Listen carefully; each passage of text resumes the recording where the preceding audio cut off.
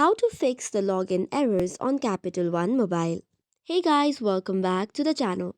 If you are having the login errors on Capital One Mobile app, here are some fixes that you can try. First of all, ensure that your device is connected to a stable Wi-Fi network or have a strong cellular data signal. Sometimes weak connections can interfere with the login process. Likewise, always double check your login credentials. Sometimes the app's cache and stored data can also cause issues. To solve it, long press the application and go to App Info. And after that, tap on Storage and Cache. And then clear the cache.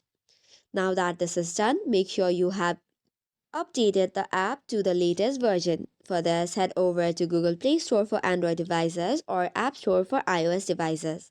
And then check for available updates. However, if updating doesn't work, you'll have to uninstall and reinstall the app. However, if the issue is from the Capital One's end and it is a server issue, you'll have to wait until it gets fixed. So that is all for today's video. For more such contents, do not forget to hit the like and subscribe button. Thank you and keep watching.